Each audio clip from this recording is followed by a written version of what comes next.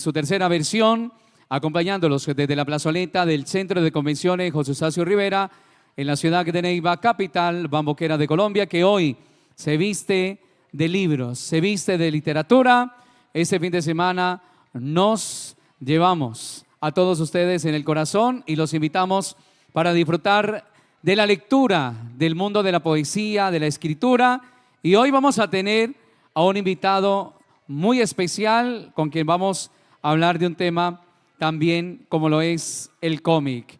Bien, a continuación, Camilo Vieco, Centenario Fals Borda, Mi vida en cómic. Tercera feria del libro Filvorágine Huila 2025. El saludo cordial de parte de la Gobernación del Departamento del Huila, nuestro gobernador, el doctor Rodrigo Villalba Mosquera, la Secretaría de Cultura Departamental del Huila, la doctora Liliana Quimbaya, la Biblioteca Departamental y el Fondo Mixto de nuestro departamento. A todos los invito para que recibamos con un aplauso merecido a nuestro invitado a esta hora. Él es Camilo Vieco. Fuerte el aplauso para él, por favor. Gracias. Camilo, bienvenido. Muy buenos días. Muy buenos días, muchísimas gracias por invitarme. Estoy muy feliz de estar acá en esta feria. Y vengo acá a hablarles un poco sobre el cómic o la historieta, que también hace parte de este mundo de literatura, de las imágenes y de las palabras y también de las historias. Quiero mostrarles un poco cómo es el proceso de hacer una historieta, pero un tipo de historieta muy especial. No es una historieta de superhéroes, ni una historieta de aliens, ni de ciencia ficción, sino es el cómic, cómo se hace el cómic documental. ¿Vale? Entonces, primero que todo, yo estoy haciendo un recorrido por varias ferias del libro de toda Colombia y les quiero contar por qué estoy haciendo este recorrido. Es porque estamos celebrando los 100 años de el investigador Orlando Fals Borda. Para los que no lo conozcan, él fue un investigador de antropología y fundador de la Facultad de Antropología de la Universidad Nacional. Él fue muy importante porque desarrolló metodologías que se están aplicando hoy en día por los investigadores actuales de todo el país. Y es un gran ejemplo al que siguen todos los académicos. Pero ¿qué tiene que ver este investigador con el cómic? Resulta que en los años 70 él estaba haciendo una investigación en la costa atlántica sobre las luchas campesinas que se estaban haciendo en esa región. Entonces él se hizo amigo de un artista, de un pintor que se llamaba Ulianov Chalarka, que era de la costa, y junto con él hicieron una historieta documental donde registraban todo el proceso de investigación que se estaba llevando con las comunidades de la costa. Entonces, lo interesante de este investigador era que desarrolló un método de participación activa con las comunidades. Él decía o pensaba que la investigación no se podía hacer solamente de un lado de la academia, es decir, que los investigadores no podían ser solamente observadores, ¿no es cierto? Sino que tenían que invitar a las comunidades que estaban investigando y con las que estaban teniendo un contacto a participar en sus procesos, a buscar esas problemáticas que les eran pertinentes y a tomar acción para luchar por ellas, para cambiar la situación en la que estaban o para mejorar su situación. Entonces yo he participado en un par de cómics documentales que pueden encontrar por internet y pueden descargar en PDF. El primero de ellos se llama Por el camino de Tulapas, sin mascar palabra. Fue un cómic que se hizo en el 2019 junto con Pablo Guerra y la editorial con la que trabajo, que es Cohete Comics, que son los que hacen estos libritos. o novelas gráficas, y se hizo junto con un grupo de investigación antropológica, ¿vale? Entonces, primero en ese proceso era parte de la restitución simbólica que hacía el Centro de Memoria Histórico para la comunidad de Tulapas. Entonces, ellos pidieron, habían varias comunidades, algunas pedían que se hicieran unos cuadros, unas pinturas o unos videos documentando los procesos, etcétera, y hubo dos comunidades que pidieron hacer o representar sus historias en cómic o historieta.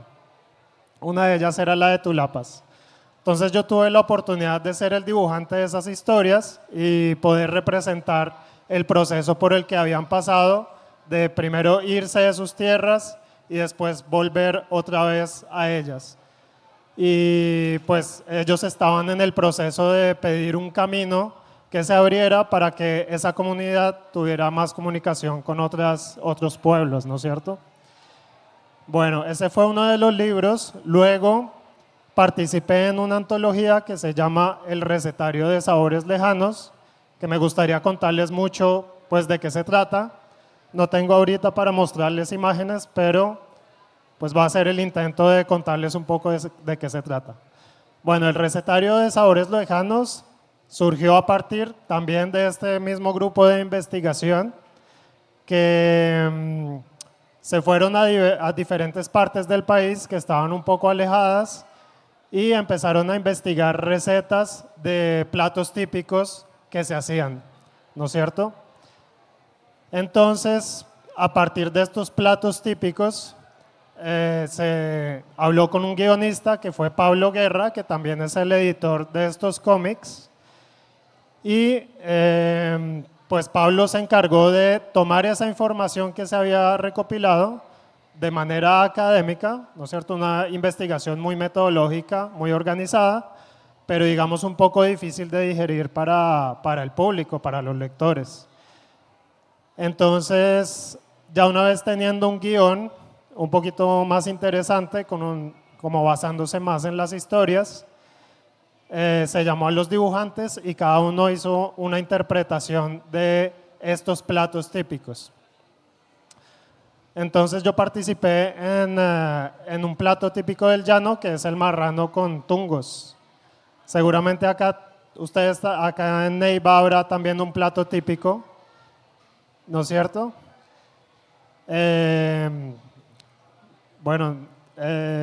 Y ya pensando un poco en los ingredientes, en cómo se hacía este plato, porque este plato partía de unos pequeños hatos que habían de campesinos, los hacían ellos, entonces era una manera muy especial porque ellos se reunían en familia para prepararlos y para comerlos, pero también tenían una relación muy bonita con los marranos. Los marranitos no eran criados en granjas, sino que esos marranos pues los dejaban libres y ellos se iban por los llanos y se encontraban con otros marranos salvajes, había diferentes tipos de marranos. Y bueno, y los mantenían, eran como un poco parte de la familia, digamos, y en el campo, pues como todo, luego podían servir para alimentar a la familia. Y en contraste, habían unas granjas ya industriales que estaban cambiando esos procesos, que estaban ya cambiando la manera en que se relacionaban los campesinos con los marranitos, ¿no es cierto? Entonces, fíjense que a partir de esta idea del plato típico se empieza a contar una historia que es transversal, que involucra muchas áreas también, o problemáticas que son sociológicas, económicas, incluso culturales también. Pero pues la idea no es contarla de una manera aburrida, ¿no es cierto? No es contarla de una manera académica, sino mostrarla a través un poco de la historia de los marranitos y su relación con la familia en los hatos.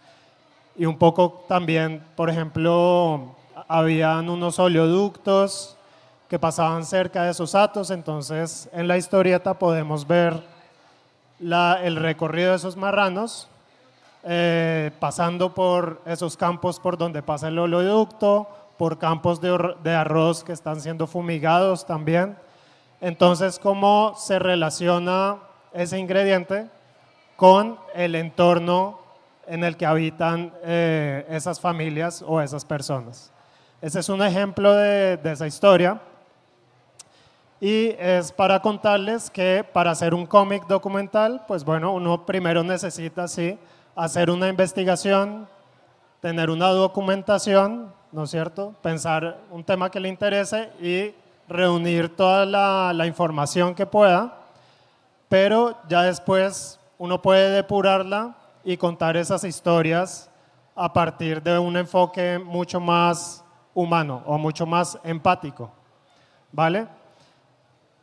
Entonces, pues, bueno, un poco el mensaje que me gustaría transmitirles es que las historias que nosotros hacemos pueden partir también de nuestras experiencias propias y igual que la acción participativa, pues nosotros en esas historias podemos plantear problemas o situaciones sobre las que nosotros queramos hablar. Y pueden ser de diversos tipos, puede ser, o sea, ya es pertinente a cada uno de nosotros, porque nosotros como seres humanos, cada uno pertenece a una comunidad o diversos grupos humanos. Entonces eso es lo que me parece como muy llamativo y muy interesante de la historieta documental, ¿no? Que tiene ese enfoque antropológico, es decir, humano, pero que no necesariamente tiene que ser desde un punto de vista científico o académico, sino que puede partir de un lugar muy personal y privado y propio de cada uno. Bueno, acá les quiero mostrar de pronto algunos ejemplos de historietas en las que he trabajado, no solamente han sido documentales. Esta es una historieta que se llama Caminos Condenados, que muestra unas historias de comunidades en los Montes de María. Este es otro tipo de historieta que es ya más comercial, juvenil, que se llama Bombástico, más de entretenimiento, ¿no es cierto? No tiene que ver tanto con esa temática documental, aunque, bueno, si la analizamos podríamos hablar también de que es un grupo de personajes y a través de esta historia podemos ver la manera en que ellos se relacionan. Y esta es de un compañero de Boyacá que se llama Historia de una ruana. Y es bastante interesante porque él es una persona que no estudió artes o historieta, sino que su familia era campesina, tenía unos tíos y sus padres son campesinos, entonces él se relacionaba mucho con esas comunidades y también le gustaba dibujar mucho de pequeño. Entonces lo que hizo fue que al ver una problemática en su comunidad o en la comunidad de los campesinos, él decidió crear un personaje para llegar a esa misma comunidad y mostrarles un poco, como explicarles la problemática que había ahí adentro, ¿no?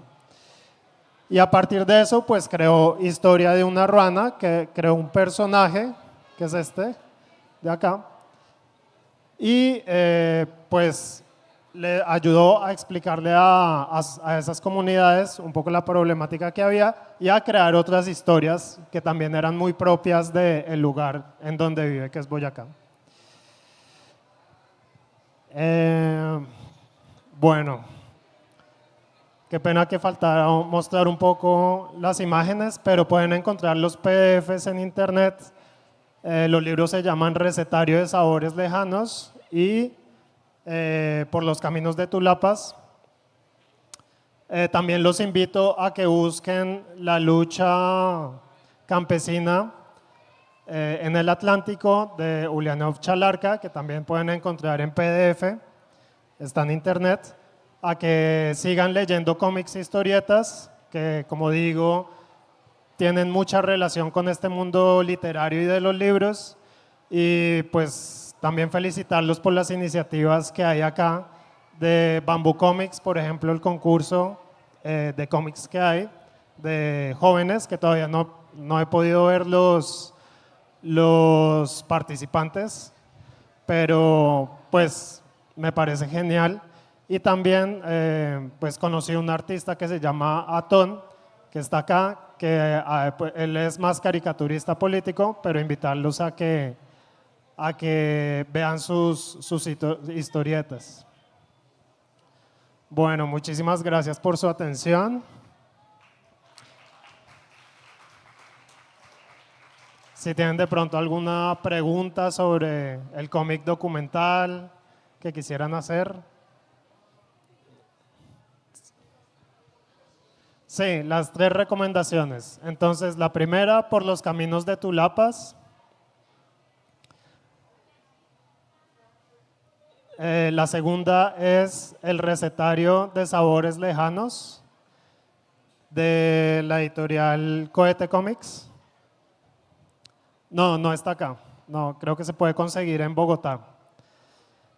Y la tercera es la de Orlando Falsborda con Ulianov Chalarca, que se llama La lucha por el campo en la costa atlántica.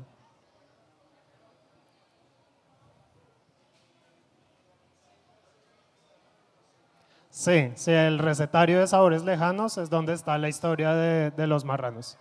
Son 12 historias, cada una contada por un artista diferente, con 12 platos muy diferentes, con diferentes problemáticas y afectaciones que tiene sobre la comunidad. Entonces es súper interesante, los invito a leerlas. Bueno, muchísimas gracias nuevamente.